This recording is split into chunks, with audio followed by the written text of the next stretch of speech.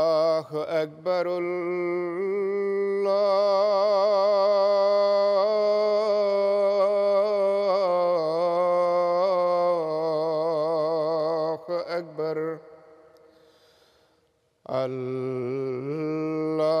الله أكبر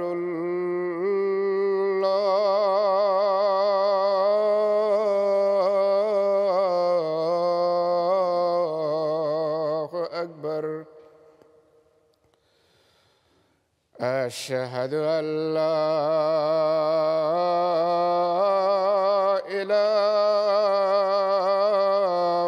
إله إلا الله أشهد أن لا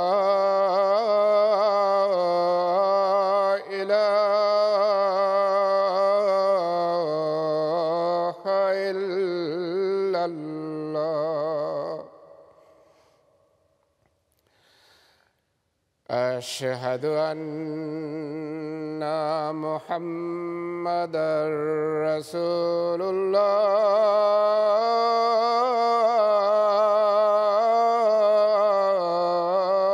الله أشهد أن محمدًا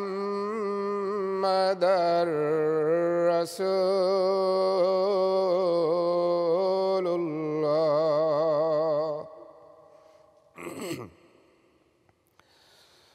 حي على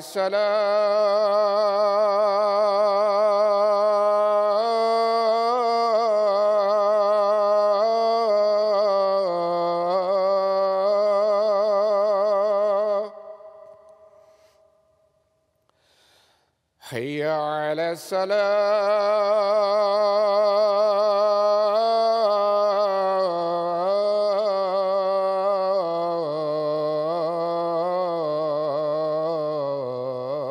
الصلاة حي على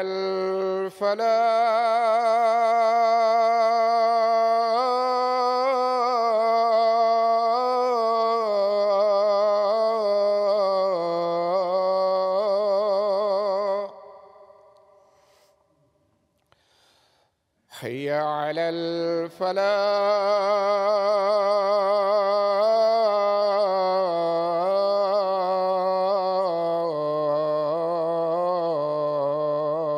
الفلاح الله أكبر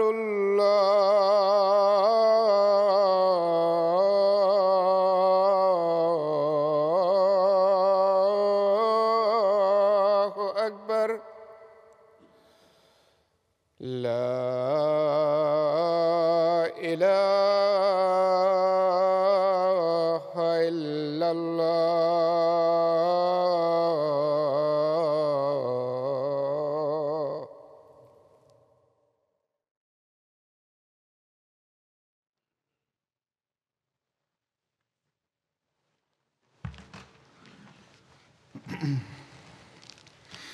السلام عليكم ورحمة الله.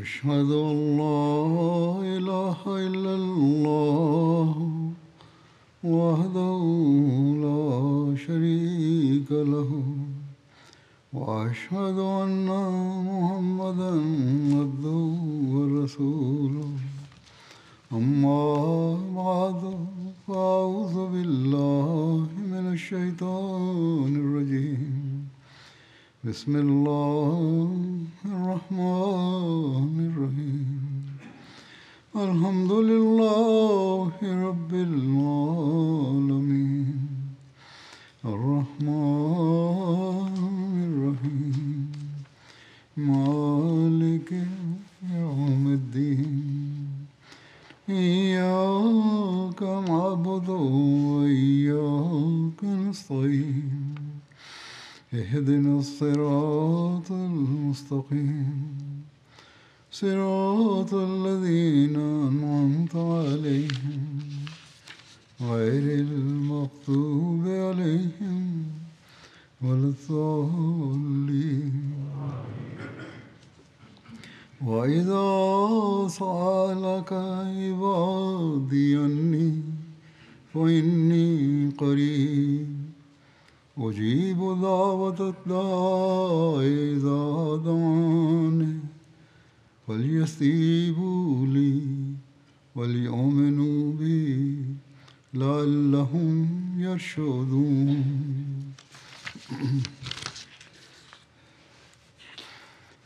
اللہ تعالیٰ فرماتا ہے আল্লাহ তাআলা বলছেন, আমার বান্দা যখন তোমাকে আমার সম্পর্কে প্রশ্ন করে, میں قریب ہوں তো میں دعا যেন নিশ্চয় আমি সন্নিকটে দোয়াকারীর مجھے پکارتا প্রার্থনাকারীর প্রার্থনা আমি গ্রহণ করি। যখন সে আমাকে ডাকে, তারও উচিত আমার ডাকে সাড়া দেয়া এবং আমার প্রতি ঈমান আনা, যেন তারা হেদায়েত পেতে পারে, সঠিক পথের দিশা পেতে পারে।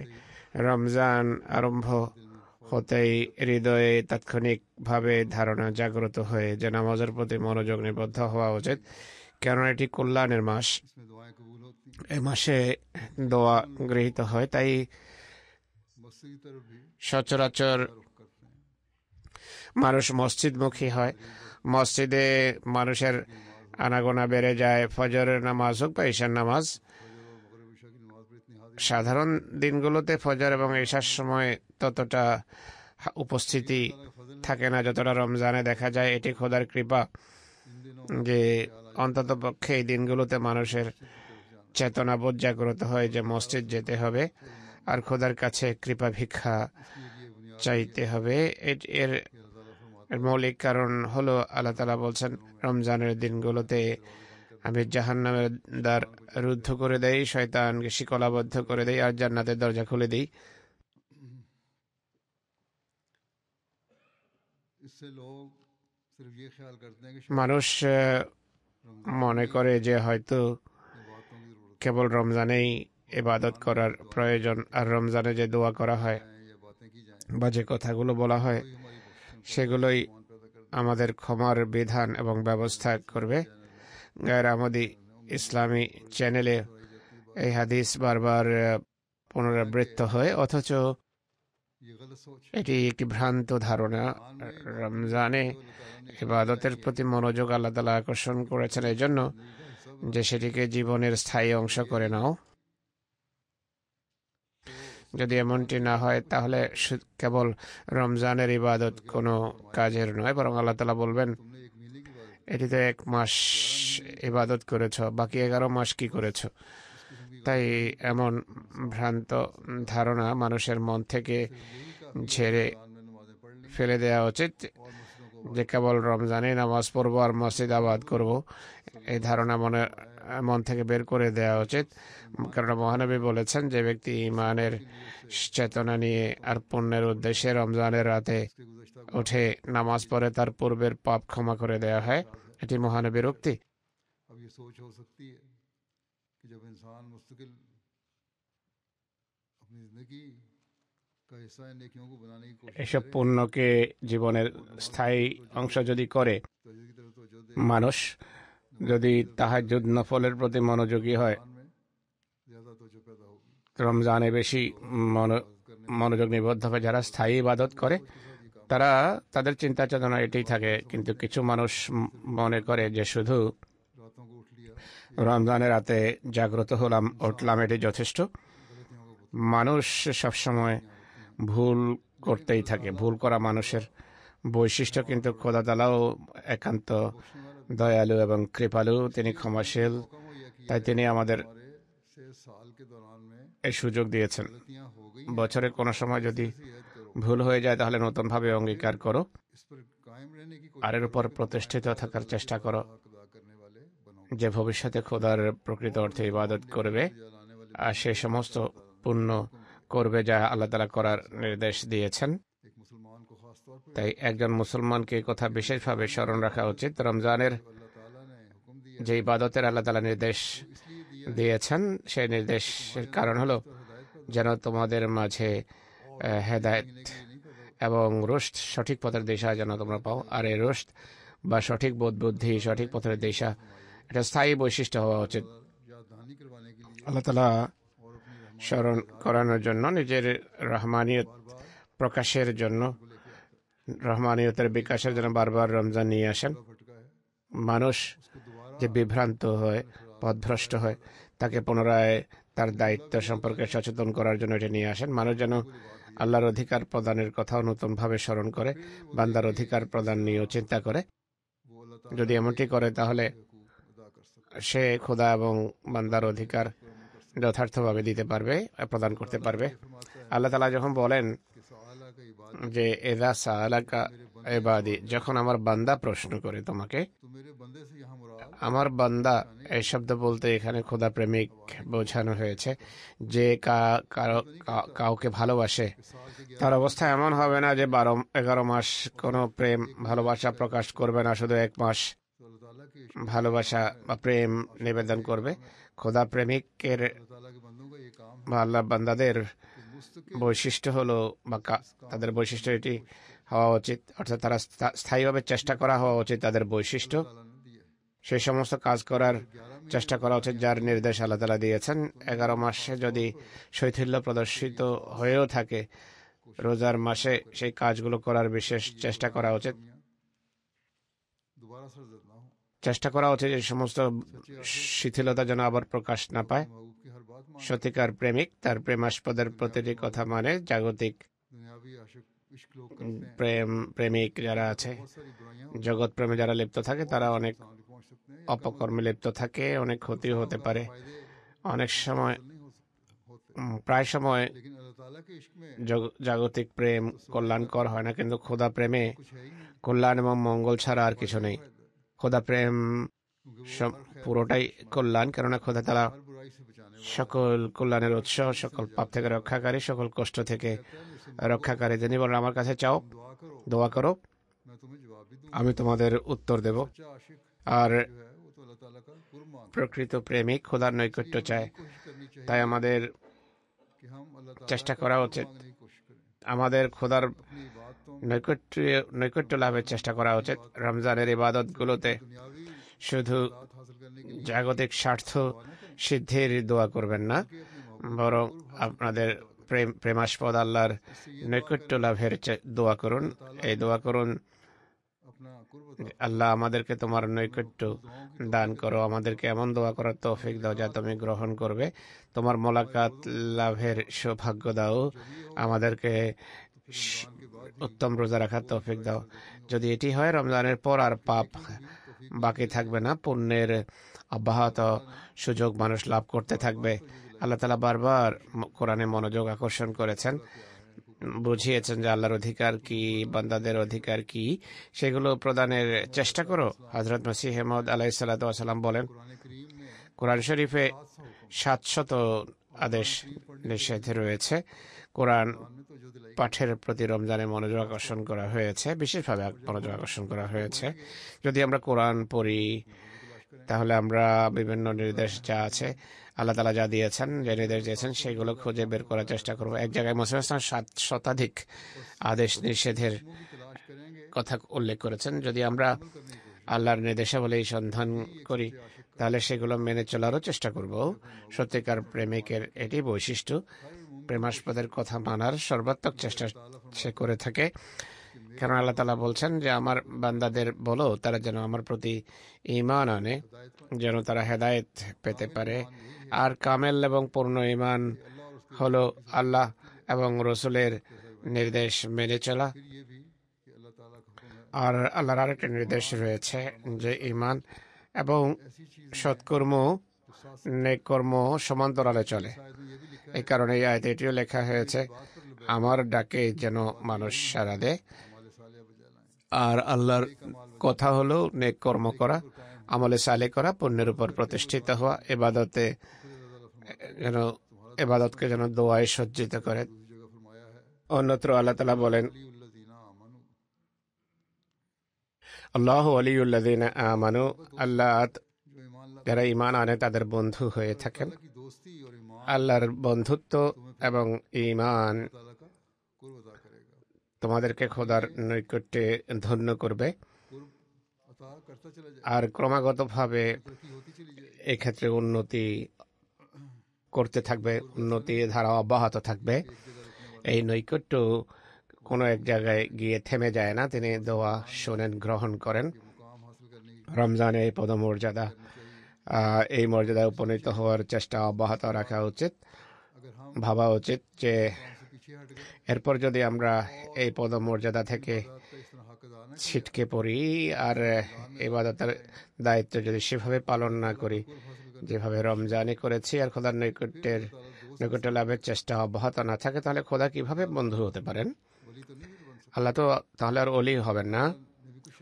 আল্লাহও তো কিছু শর্ত রেখেছেন, দোয়া গৃহীত হওয়ারও তো কিছু শর্ত আছে। আল্লাহ তাআলা প্রথম কথা এটি বলেছেন যে আমার বান্দা হতে হবে, তোমাকে সম্পূর্ণভাবে তার হয়ে যেতে হবে, খাঁটি হৃদয়ে অন্তঃকরণে তার ইবাদত করতে হবে, তাকে সকল শক্তির উৎসস্থল মনে করতে হবে। জগতের কোনো কিছুকে খোদা বানাবে না, মিথ্যা খোদা বানাবে না। ছোট ছোট লোকদেরকে স্বার্থ সিদ্ধের জন্য অজান্তে অবচেতনে খোদা বানাবে না, এটি তো শিরক। এখনই সম্প্রতি জার্মানির হেফাজতে খাসের লোকেরা সাক্ষাতের জন্য এসেছেন। এই প্রশ্ন তারা করেছেন যে কিভাবে আমাদের অমুক অফিসারকে আমরা সন্তুষ্ট করতে পারি। তাদেরকে এটাই বলেছি, তোমরা যে কাজই করো আল্লাহর সন্তুষ্টি অর্জনের জন্য করবে। যদি খোদাকে সন্তুষ্ট করার উদ্দেশ্যে কাজ করে থাকো, আল্লাহ নিজেই তোমাদের উচ্চপদস্থ কর্মকর্তাদের মনোযোগ এদিকে নিবদ্ধ করবেন। তারা তোমাদের কল্যাণের ব্যবস্থা করবেন, তোমাদের প্রতি স্নেহ এবং ভালোবাসাপূর্ণ ব্যবহার করবেন। সবচেয়ে বড় বিষয় হলো খোদার কাছে তার দয়া, তার স্নেহ ভিক্ষা চাও, তার নির্দেশাবলী মেনে চলার চেষ্টা করো। আমরা হযরত চৌধুরী জাফরুল্লাহ খান সাহেবের উদাহরণ দিয়ে থাকি। একবার রানীর দরবারে ছিলেন, তিনি অস্বস্তি প্রকাশ করেন, বসেছিলেন আর বারবার ঘড়ি দেখছিলেন। কর্মকর্তারা জিজ্ঞেস করেন যে ব্যাপার কি? তিনি বলেন, আমার ইবাদতের সময় হয়ে গেছে, ইবাদতের সময় সন্নিকটে, খোদার নির্দেশ ইবাদত করা, তাই এই ইবাদত যে আমাকে করতে হবে, তাই আমি অস্বস্তি বোধ করছি যে কোথাও সময় না আমার হাত থেকে বেরিয়ে যায়। তখন তারা নামাজের ব্যবস্থা করে দেয়। এই সৎসাহস থাকা উচিত, আর এটি সেই ইমানের দাবি যা প্রত্যেক আহমদীর মাঝে পরিদৃষ্ট হওয়া উচিত। আমরা এগুলোকে উদাহরণ হিসাবে উপস্থাপন করি, কিন্তু এগুলো আমাদের অবলম্বনও করা উচিত। মহানবী পুণ্যের প্রতি দৃষ্টি আকর্ষণের জন্য আরো অনেক উদাহরণ দিয়েছেন, অনেক হাদিস আছে এ সংক্রান্ত। হযরত মসিহে মাউদ আলাইহিস সালাম এই যুগে, যিনি মহানবীর প্রকৃত দাস, তিনি এই দায়িত্ব যথাযথভাবে পালন করেছেন, পুণ্যের দিকে মনোযোগ আকর্ষণ করেছেন। বয়াতের শর্তাবলীতে বেশিরভাগ শর্তে এটি আছে যে আল্লাহ এবং বান্দার অধিকার প্রদানের বিষয়ে মনোযোগী হোক। এই বিষয়গুলোর প্রতি আমাদের মনোযোগ দিতে হবে। যদি আমরা এমনটি করি, তাহলে আল্লাহ তাআলা আমাদের ওয়ালি বা বন্ধু হয়ে যাবেন, আমাদের দোয়া গ্রহণ করবেন। মহানবী সাল্লাল্লাহু আলাইহি ওয়াসাল্লাম বলেছেন, খোদা তাআলা তাদের দোয়া গ্রহণ করেন যারা অধৈর্য প্রদর্শন করে না। আর এটি বলে না যে আমি অনেক দোয়া করেছি, আল্লাহ শুনেনি না। এটি কুফরি, এটি খোদাকে অস্বীকার করার নামান্তর, ইমান থেকে দূরে ঠেলে দেয়। একজন মুমিনের সবসময় এমন বিষয় থেকে দূরে থাকা উচিত। এই বিষয়গুলোর প্রতি মনোযোগ রাখা প্রয়োজন। অনেকে আমাকে লেখে যে আমরা অনেক দোয়া করেছি। প্রথম কথা হলো, খোদার নৈকট্য লাভের জন্য তোমরা দোয়া করনি,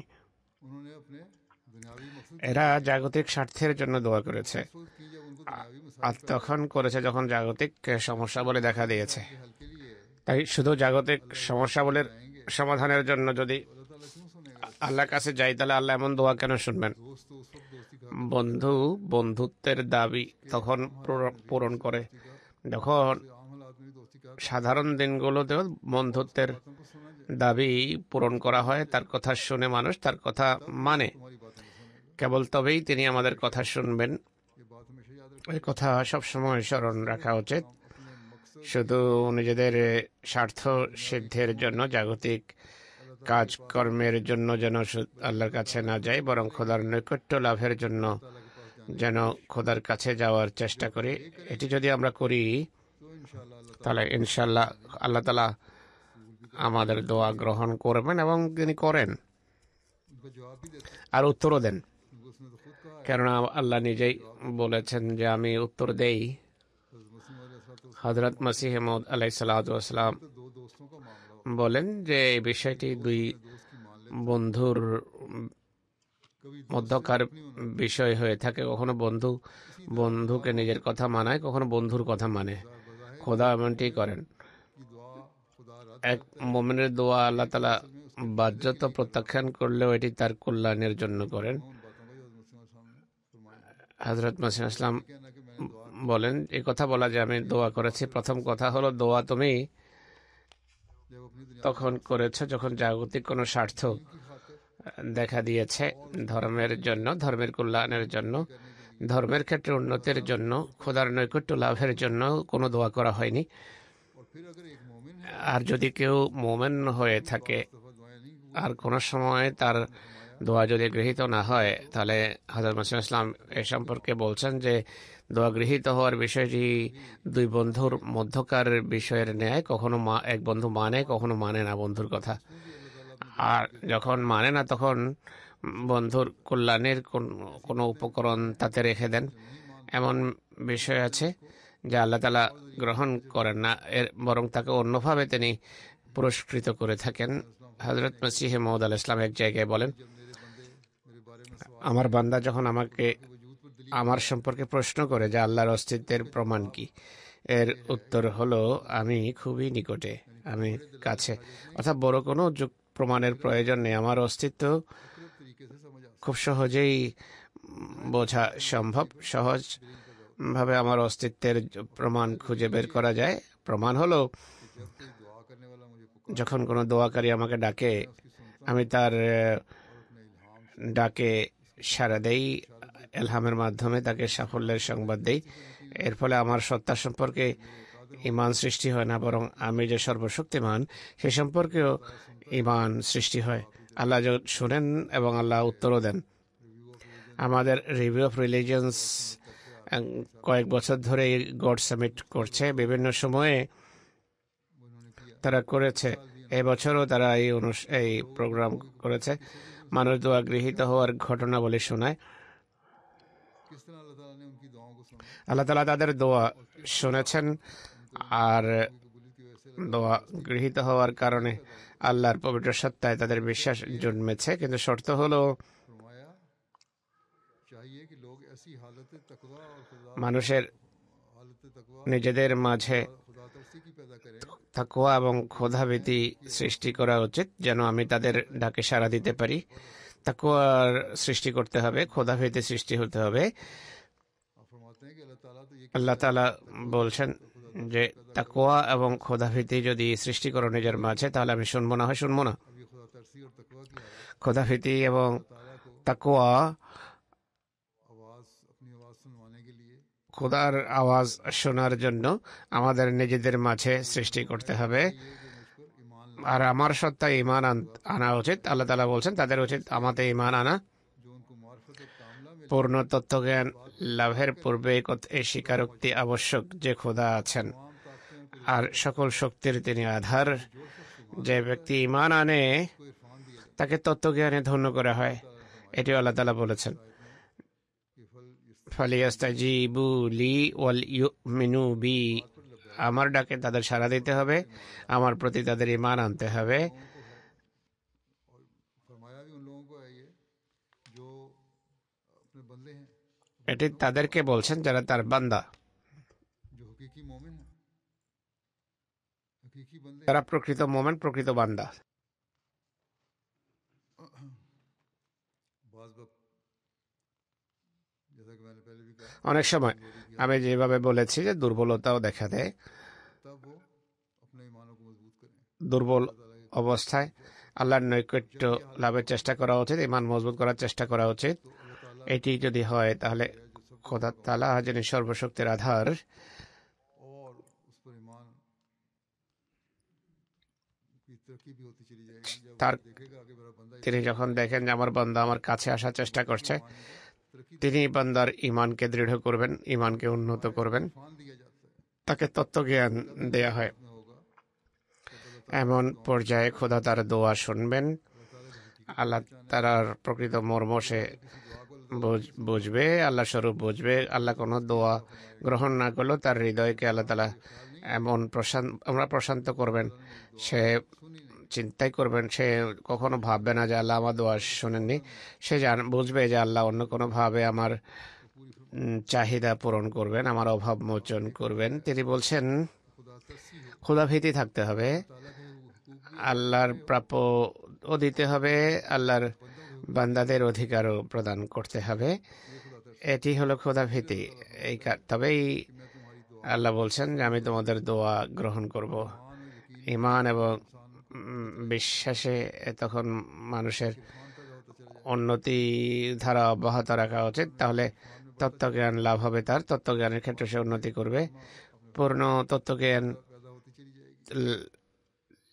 পূর্ণ তত্ত্বজ্ঞানের দিকে সে অগ্রসর হবে। কোরআনে আল্লাহ তাআলা বলছেন ইউমিনুনা বিল গায়ব, তারা অদৃশ্য বা গায়েবে বিশ্বাস রাখে, ঈমান আনে। মসিহ মুহাম্মদ ইসলাম এর খুবই সূক্ষ্ম ব্যাখ্যা করেছেন। তিনি বলছেন গায়েব खुदा का খোদার নামগুলোর একটি। फरमाया कि हर दुआ से पहले প্রত্যেক দোয়ার পূর্বে এই দৃঢ় বিশ্বাস खुदा है থাকতে হবে যে আল্লাহ আছেন, वो बेइंतहा আর তিনি অগণিত গুণাবলীর আধার, সকল শক্তি এবং ক্ষমতার अल्लाह ताला की तरफ অধিকারী। যদি এই দৃঢ় বিশ্বাস নিয়ে খোদার দিকে অগ্রসর হও, তার সামনে ঝুঁকো, তার কাছে দোয়া করো, तो फिर तुम्हें अल्लाह ताला की তাহলে पहचान होगी। খোদাকে তোমরা চিনবে, খোদার তত্ত্বজ্ঞান লাভ হবে। আর দোয়া গৃহীত হওয়ার নিদর্শন বলি দেখবে অনেকে আল্লাহর এমন নিদর্শন দেখে, ঘটনা শোনায়। যেভাবে আমি বললাম গড সামিটে আল্লাহ তাআলা গড সামিটে এগুলো বর্ণনা করা হয়েছে এবং এতে ঈমান দৃঢ় হয়। ये नहीं होता कि मुंह से तो कह दिया এটি নয় যে कि हम अल्लाह ताला की जात মৌখিকভাবে বলল যে আল্লাহর সত্ত্বে আমাদের দৃঢ় বিশ্বাস আছে, কিন্তু আল্লাহর নির্দেশাবলীর উপর আমল করে না। নামাজ শুধু সারা বছরের রমজান মাসে পড়ার চেষ্টা করে। আজকাল মসজিদে জনসমাগম আছে, এই জনসমাগম যেন সবসময় থাকে। খোদার কৃপা যে আমাদের নামাজের প্রতি অনেক বেশি মনোযোগ নিবদ্ধ রাখে, কিন্তু যে যে ক্ষেত্রে দুর্বলতা আছে, দুর্বলতার উপর দৃষ্টি রাখা উচিত। আমাদের এই রমজানকে এমন এক রমজানে পরিবর্তিত করার চেষ্টা করা উচিত যা আমাদের ইবাদতের মানকে উন্নত করবে, খোদার নৈকট্য আমাদেরকে ধন্য করবে, যেন আমরা খোদার খাঁটি বান্দায় পরিণত হতে পারি, তার কথার মান্যকারী হতে পারি। আর এর ফলে খোদা আমাদের দোয়া গ্রহণ করবেন। रमजान में সুতরাং हमें ये ऐद करनी এই রমজানে আমাদের অঙ্গীকার করতে হবে, बातों को जिंदा करेंगे। আমাদের ইবাদতকে জীবিত করার অঙ্গীকার করতে হবে। এর জন্য আল্লাহর কাছে দোয়া করতে হবে। খোদা তাআলা আমাদেরকে এই অঙ্গীকার রক্ষা করার তৌফিক দান করুন। इसको पूरा करने के लिए अपनी तमाम আর এই ताकतों को इस्तेमाल भी এটিকে বাস্তবায়নের জন্য সর্বশক্তি কাজে লাগানোর যেন আমরা চেষ্টা করি।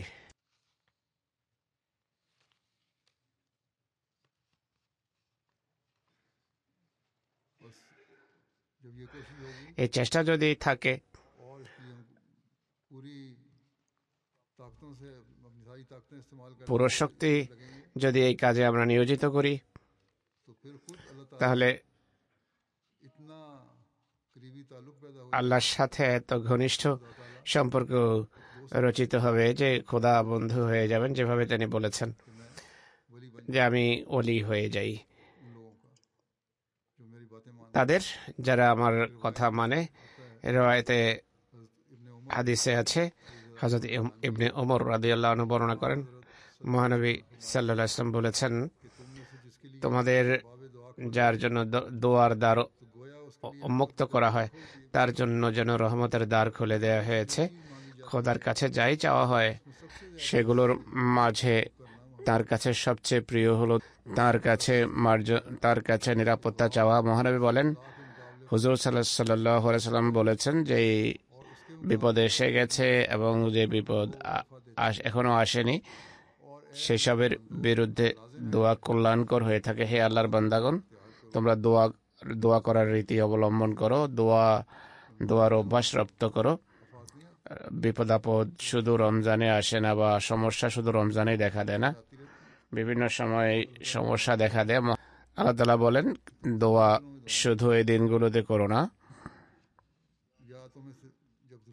বা যখন প্রয়োজন দেখা দেয় বিপদ আপদ এড়ানোর জন্য শুধু তখন দোয়া করো না, বরং মহানবী বলেছেন যেসব সমস্যা এখনো মাথা চারা দেয়নি, যে কোনো সময় সমস্যা ক্লিষ্ট হতে পারো, তখন তা থেকে রক্ষার জন্য দোয়া কাজে আসে। তাই স্থায়ীভাবে দোয়ায় লেগে থাকো। খোদার নিরাপত্তার বেষ্টনীতে স্থান লাভের চেষ্টা করো। আল্লাহ যে সমস্ত বিপদ আপদ এসে গেছে, সমস্যা এসে গেছে, তা থেকে রক্ষা করুন। খোদার নেয়ামতেও যেন ধন্য করেন তিনি। ভবিষ্যতেও যদি কোনো বিপদ আসার থাকে, আল্লাহ ভালো জানেন কখন আসবে। আল্লাহ এসব সমস্যা দূরীভূত করুন আর সব সময় যেন কল্যাণমণ্ডিত করেন। এমনটি হলেই মানুষ প্রকৃত মোমেন আখ্যায়িত হতে পারে, যাদেরকে আল্লাহ মোমেনদের শ্রেণীভুক্ত করেছেন। সুতরাং আল্লাহর কাছে যদি দোয়ায় পুণ্যের পথ উন্মোচিত হওয়ার দোয়া করতে থাকো, তাহলে মহানবী বলেন অতীত এবং ভবিষ্যৎ সকল সমস্যা থেকে মুক্ত থাকবে। তাই রহমতের দ্বার উন্মোচনের জন্য আমাদের জীবনে স্থায়ীভাবে সেই বিপ্লব আনয়ন করতে হবে, অর্থাৎ খোদার সাথে যেন আমাদের সম্পর্ক অটুট থাকে। সুখ দুঃখ সহসাধ্যতা ও কাঠিন্য সর্বাবস্থায় খোদার যেন কৃপা ভিক্ষা চাই আমরা। হযরত আবু হুরায়রা একটি রওয়ায়াত বর্ণনা করেন, মহানবী সাল্লাল্লাহু আলাইহি ওয়াসাল্লাম বলেছেন, আমাদের প্রভু প্রত্যেক রাতে নিকটবর্তী আকাশে নেমে আসেন। রাতের 1/3 যখন বাকি থাকে, আল্লাহ তাআলা বলেন, কে আছে যে আমাকে ডাকবে? আমি তার ডাকে সাড়া দেওয়ার জন্য প্রস্তুত আছি। কে আছে যে আমার কাছে চাইবে? আমি তাকে দেওয়ার জন্য প্রস্তুত। কে আমার কাছে ক্ষমা প্রত্যাশা করবে, ক্ষমার দোয়া করবে, আমি তাকে ক্ষমা করার জন্য প্রস্তুত।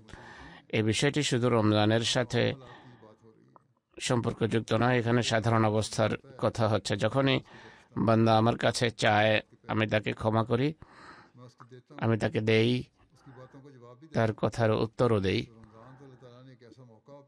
তো রমজানে আল্লাহ তাআলা এমন এক সুযোগ সৃষ্টি করেছেন যে ইবাদতের প্রতি যেহেতু সবার মনোযোগ থাকে, তাই তুমিও যদি মনোযোগ নিবদ্ধ করো, তাহলে এই সমস্ত নেক কর্মের অভ্যাস রপ্ত হয়ে যাবে। আর একবার যদি অভ্যাস হয়ে যায়, এটিকে জীবনের স্থায়ী বৈশিষ্ট্য বানিয়ে নাও। একটি রওয়ায়াতে আছে, মহানবী বলেছেন, যে ব্যক্তি চায় যে খোদা তাআলা দুঃখের দিনে তার কষ্ট দূরীভূত করুন, তার উচিত স্বাচ্ছন্দ্যের যুগে খোদাকে অজস্র ধারায় স্মরণ করা। যেভাবে পূর্বে হাদিসের বরাতে আমি বলেছি, এই বিষয়গুলো খুবই গুরুত্বপূর্ণ, যা আমাদের স্মরণ রাখা উচিত। সবসময় খোদার সাথে সম্পর্ক বিরাজমান থাকা উচিত। শুধু দুঃখ, কষ্ট, পেরেশানি সময় যেন আমরা খোদার দিকে না ছুটি, শুধু সেই সময় আহাজারি না করি, বরং খোদার সত্যিকার অর্থে বন্ধু হওয়ার, আল্লাহর সাথে সত্যিকার বন্ধুত্বের চেষ্টা করা উচিত। আল্লাহকে ওলি বানাতে হলে স্থায়ীভাবে আমাদের তার চরণে ঝুঁকে থাকতে হবে। অবিচলতার সাথে সাধারণ দিনগুলোতেও খোদার প্রতি মনোযোগ থাকা উচিত। হাদিস বলছে যে শুধু দুঃখ এবং কষ্টের সময় খোদাকে ডাকবে না, বরং সব সময় তাকে ডাকতে হবে। এক রওয়ায়াতে এটিও আছে, মহানবী বলেছেন, খোদা তাআলা বলেন, আমি বান্দার সাথে তার ধারণা অনুসারে ব্যবহার করে থাকি। বান্দা যখন আমাকে স্মরণ করে, আমি তখন তার সাথে থাকি। সে যদি আমাকে মনে মনে স্মরণ করে, আমি আমার অন্তরে তাকে স্মরণ করি। সে যদি কোনো বৈঠকে আমার কথা বলে, আমি তার চেয়ে উত্তম মজলিসে তাকে স্মরণ করব। সে আমার দিকে যদি 1 বিঘত অগ্রসর হয়, আমি তার দিকে 1 হাত এগিয়ে আসবো। সে যদি আমার দিকে 1 হাত এগিয়ে আসে, আমি 2 হাত তার দিকে এগিয়ে আসবো। সে যদি আমার দিকে হেঁটে আসে, আমি তার দিকে ছুটে যাব। हर अहमदी को ये कोशिश তাই करनी প্রত্যেক আহমদীর कि अल्लाह ताला के जिक्र से अपनी ज़ुबानों को हम तर रखें। খোদার স্মরণে हमें कोशिश होनी चाहिए রত থাকার চেষ্টা कि করা हमारा উচিত। हर फेल, চেষ্টা करा উচিত আমাদের हर अमल প্রতিটি কাজ, প্রতিটি अल्लाह ताला की तरफ बढ़ने वाला কর্ম हो। যেন हमारा हर कदम ऐसा हो খোদার দিকে कि अल्लाह ताला की तरफ ले जाए, অগ্রসর হওয়ার উদ্দেশ্যে হয়। ताकि अल्लाह ताला প্রতিটি কাজ যেন हमारी আমাদেরকে খোদার দিকে নিয়ে যায়, যেন दुआत খোদা ছুটে আমাদের কাছে और এসে हमारी ज़रूरियात को पूरा তার करे। স্নেহের চাদরে আমাদের ये আবৃত इंसान করেন, আমাদের इस वक्त অভাব মোচন করেন। সুখ দুঃখ, हम अल्लाह ताला की तरफ স্বাচ্ছন্দ্য অস্বাচ্ছন্দ্য সকল অবস্থায় যেন আমরা আল্লাহর বান্দা হিসেবে জীবন কাটাই। আরেক রওয়ায়তে আছে, মহানবী বলেন, জুন্নুন অর্থাৎ হযরত ইউনুস মাছের পেটে যে দোয়া করেছিলেন তা ছিল, লা ইলাহা ইল্লা আনতা সুবহানাকা ইন্নী কুনতু মিনাজ জালিমিন। को जो भी मुसलमान किसी इब्तिला के वक्त কোনো মুসলমান যখন কোনো পরীক্ষার সময় এই দোয়া করবে, এই দোয়া খোদা অবশ্যই গ্রহণ করবেন। তো এটিও আমাদের প্রতি মহানবীর স্নেহ এবং তার ভালোবাসা যে তিনি এই দোয়াগুলোর প্রতি আমাদের মনোযোগ আকর্ষণ করছেন। মানুষ দুর্বলতার শিকার হয়ে যায়, অনেক সময় খোদার প্রাপ্য অধিকার সে প্রদান করে না, কিন্তু তা সত্ত্বেও খোদা বান্দাদের প্রতি স্নেহশীল। তাদেরকে তিনি দোয়া শিখিয়েছেন, আল্লাহ তাআলা স্বয়ং দোয়া শিখিয়েছেন। जो मुख्तलिफ दुआएं सिखाई हैं, কোরআনে যে বিভিন্ন দোয়া শিখানো হয়েছে, এগুলো এই জন্য শিখিয়েছেন, এই জন্যই নবীদের দোয়া হিসেবে সেগুলো উল্লেখ করেছেন।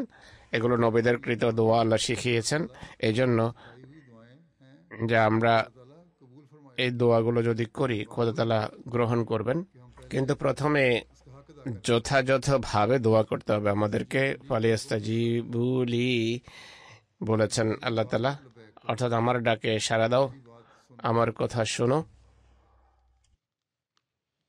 और अपने ईमान को ताज़ा करो নিজেদের ইমানকে দৃঢ় করো। তাই আমরা कि हम किस हद तक নিজেদের অবস্থা খতিয়ে দেখতে পারি যে আমরা কতটা খোদার নির্দেশ दुआ जो मैंने अभी पढ़ी है, মেনে চলছি। ইউনূসের যে দোয়া আমি পড়েছি, मुस्लिम अलैहिस्सलाम এর ব্যাখ্যায় হযরত মসিহ ইসলাম লিখেছেন যে এটি থেকে আমরা একটা জিনিস শিখতে পারি, তা হলো আল্লাহ তাআলা তাকদীর বদলে দেন। जो हज़रत यूनुस अलैहिस्सलाम কান্নাকাটি, আহাজারি, দোয়া, সাদকা फर्ज़ करार শাস্তির সিদ্ধান্তকেও, অপরাধীর শাস্তির সিদ্ধান্তকে টলিয়ে দেয়। का फैसला भी हो गया। শাস্তির সিদ্ধান্ত হয়ে গেলেও এটি দোয়ার ফলে এটি টলে যেতে পারে। लोग कहते हैं কেউ কেউ पहले मैंने कहा বলে, जब अल्लाह ताला ने যেভাবে পূর্বে বলেছি, আল্লাহ তাআলা যেহেতু তাকদীরে লিখে রেখেছেন, আল্লাহ জানেন এটি হবেই, তাই দোয়া করার দরকার কি, আমাদের নেকি বা পূর্ণ করার প্রয়োজন কি? তিনি বলেন, খোদা তাআলা এই দোয়া শিখিয়েছেন।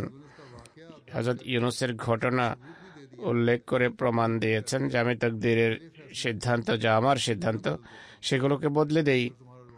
তোমাদের আহাজারি, তোমাদের ক্রন্দন আর খোদার সাথে যদি সঠিক সম্পর্ক থাকে, নেক কর্ম শুরু করে দাও, পাপ এড়িয়ে চলো, খোদার চরণে পড়ে যদি আহাজারি করো, তাহলে বলতে চাই, যারা বিপদ অবতীর্ণ হওয়ার পূর্বে দোয়া করে, ইস্তিগফার করে, সদকা দেয়, আল্লাহ তাআলা তাদের প্রতি কৃপা করেন এবং আল্লাহ শাস্তি থেকে তিনি তাদেরকে রক্ষা করেন। বিপদ যখন এসে যায়, তখনও খোদা এতটা দয়ালু যে তিনি মানুষকে রক্ষা করেন যদি সত্যিকার অর্থে দোয়া নিষ্ঠাপূর্ণ হয়ে থাকে আর ইস্তিগফার যদি সত্যিকার হয়ে থাকে। তিনি বলেন, আমার এই কথাগুলো কাহিনী স্বরূপ নয়, আমি সত্যিই তোমাদের হিতাকাঙ্ক্ষী। নিজের অবস্থা নিয়ে চিন্তা করো, তোমরা নিজেরা এবং তোমাদের সাথী সঙ্গীদেরকেও দোয়ায় রত হওয়ার জন্য বলো। ইস্তিগফার আল্লাহ তাআলার শাস্তি এবং ভয়াবহ বিপদ আপদে ঢাল হিসেবে কাজ করে থাকে। ইস্তিগফার হলো ঢাল। इस्तिग़फ़ार करोगे तो अल्लाह ताला तुम्हें ইস্তিগফার করলে খোদা তাআলা তোমাদের রক্ষা করবেন।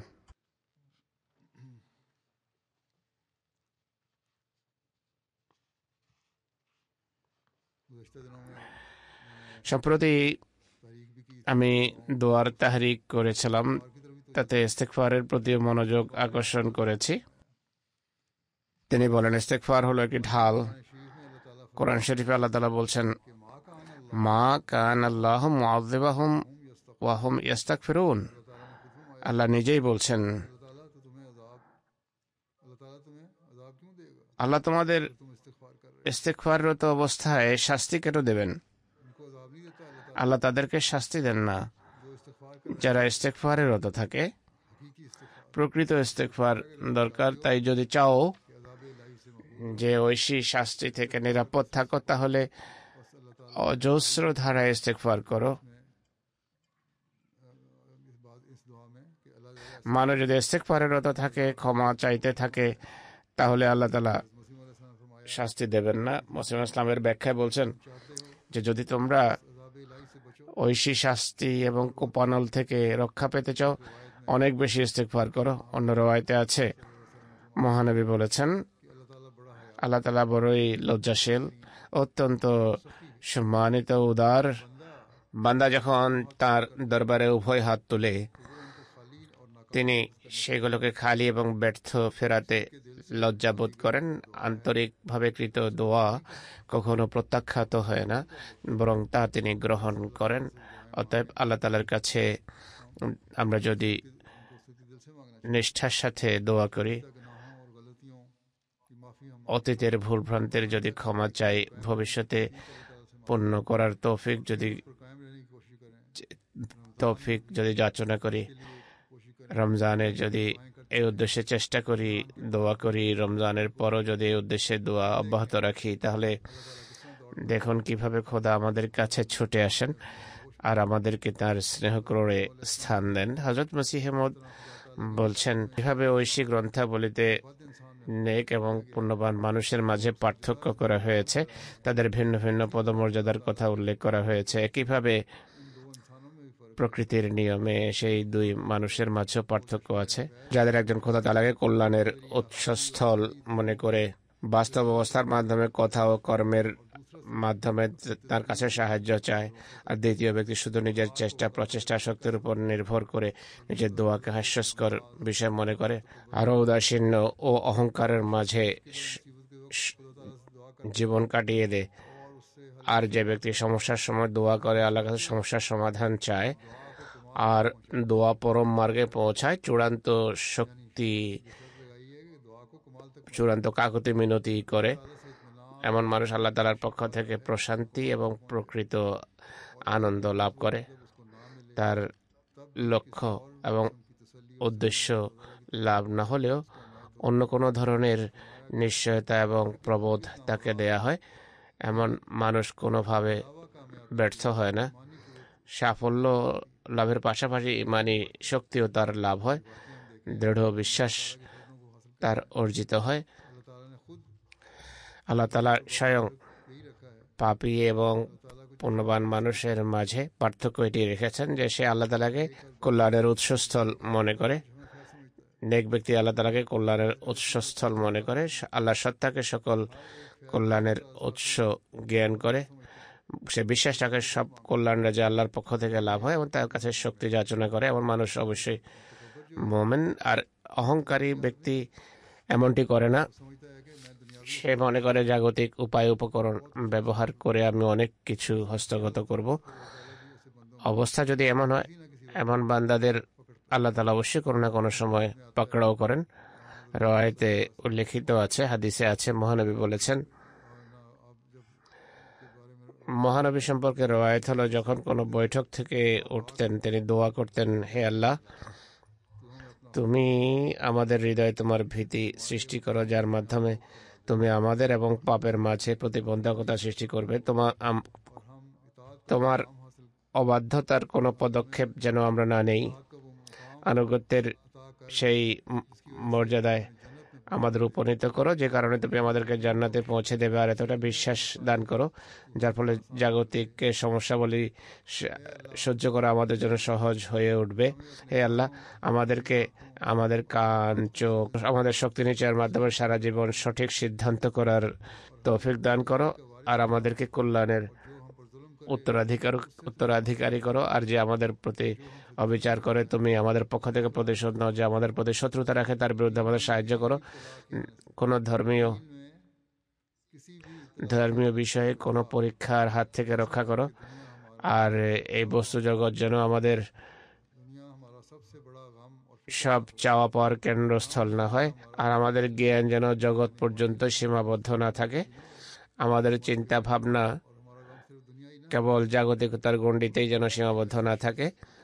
এমন ব্যক্তিকে আমাদের উপর চাপিও না যে আমাদের প্রতি দয়া প্রদর্শন করবে না, দয়াদ্র হবে না।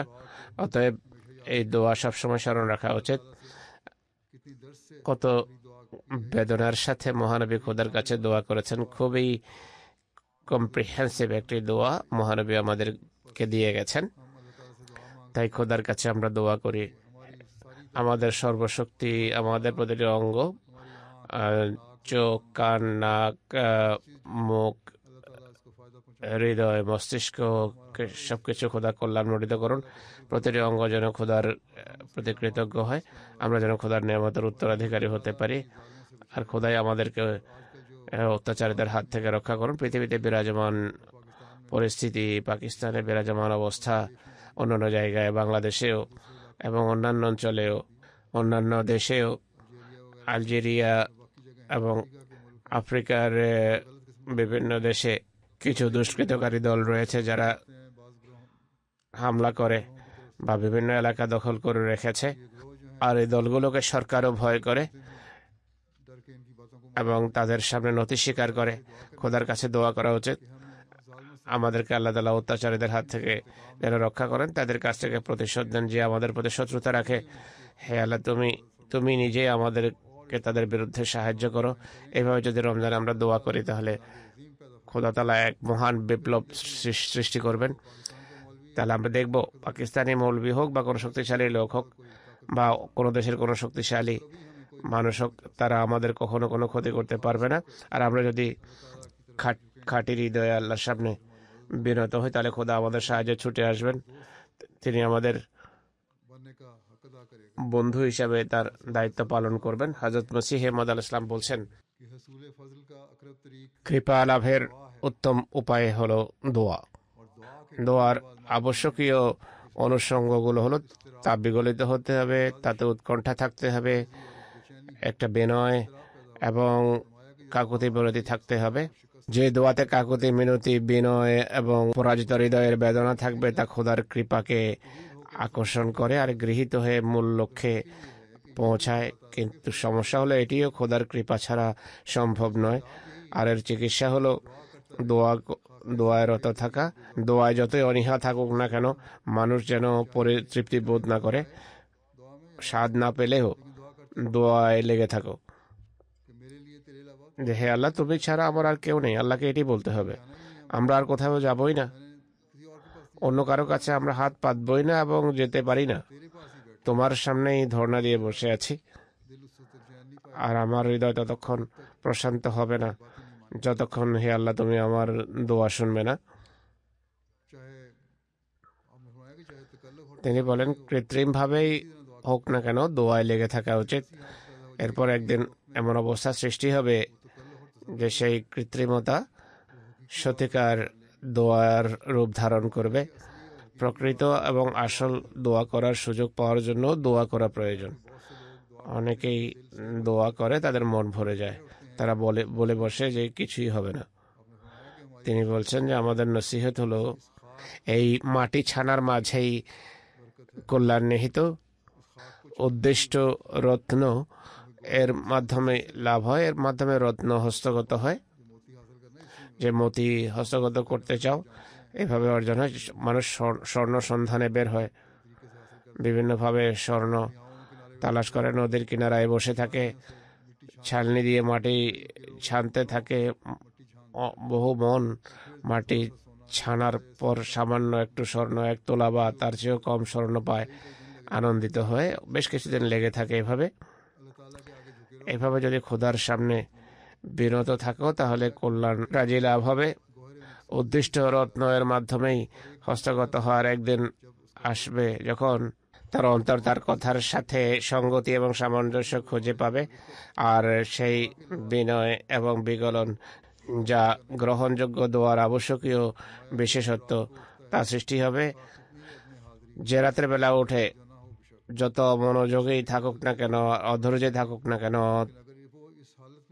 তাড়াহুড়া করে নামাজ পড়ুক না কেন, কিন্তু সে অবস্থায় যদি সে দোয়া করে যে হে আল্লাহর হৃদয় তোমার নিয়ন্ত্রণে, তুমি এটিকে পরিষ্কার পরিচ্ছন্ন করো, আর এই অনীহা ও উদাসীনের মাঝে খোদা তাআলার কাছে যদি হৃদয়ের প্রশস্ততার জন্য দোয়া করে, তাহলে এই অনীহা এবং অনাগ্রহের ভিতর খোদা তাআলা এমন একটা অবস্থা সৃষ্টি করবেন যে খোদার প্রতি মনোযোগ নিবদ্ধ হতে থাকবে, আর যে প্রতিবন্ধকতা রয়েছে হৃদয়টা উঠে যাবে, মন গলা আরম্ভ হবে, আবদ্ধ অবস্থা কেটে যাবে, আর কেবল দোয়ার প্রয়োজনীয়তার দিকেই মনোযোগ নিবদ্ধ হবে না, বরং অন্তরের অন্তঃস্থল থেকে দোয়া নির্গত হবে।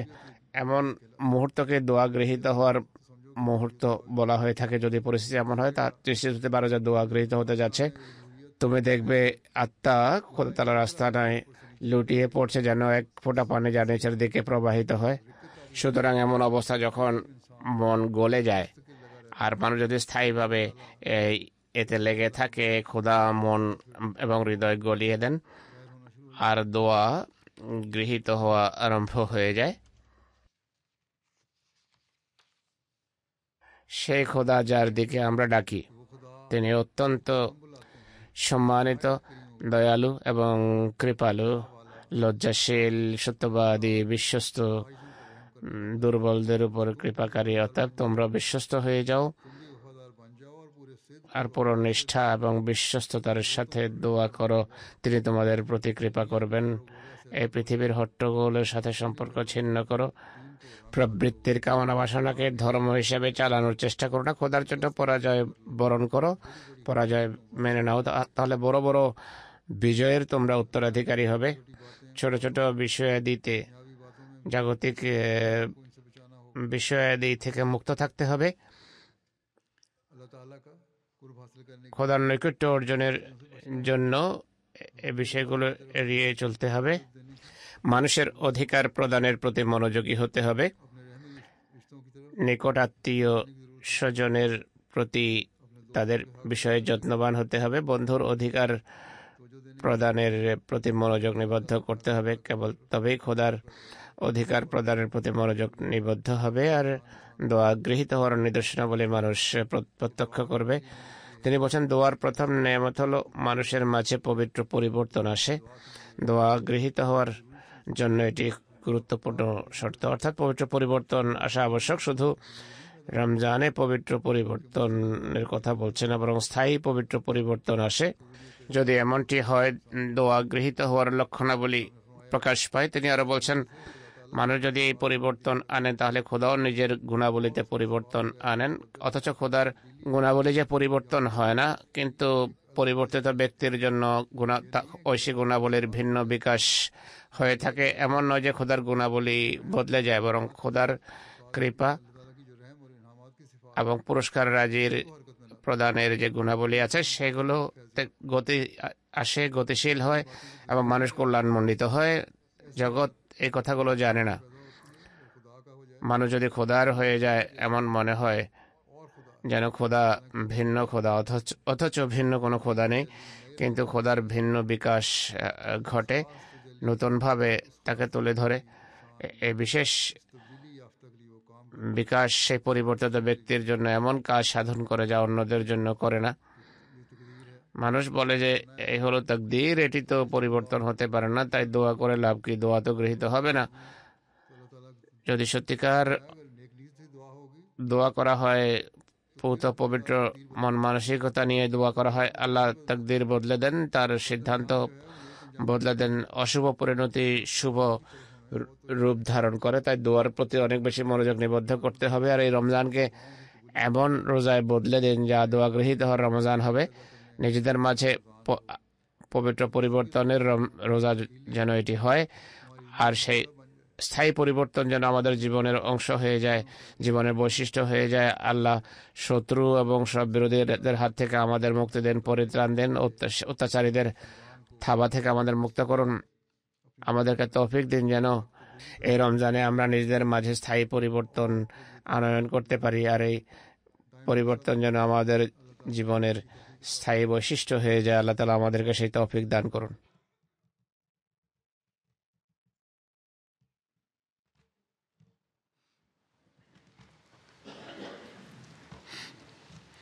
Alhamdulillah, alhamdulillah, nahmaduhu wa nasta'inuhu wa nastaghfiruhu wa nu'minu bihi wa natawakkalu alayhi wa na'udhu billahi min shururi anfusina wa min sayyiati a'malina.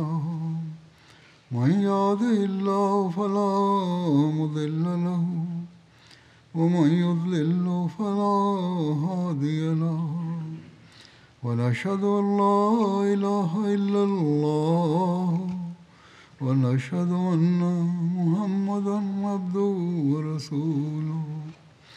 عباد الله رحمكم الله إن الله يأمر بالعدل والإحسان وإيتاء ذي القربى وينهى عن الفحشاء والمنكر والبغي يعظكم لعلكم تذكرون. اذكروا الله يذكركم وادعوه يستجب لكم ولذكر الله أكبر.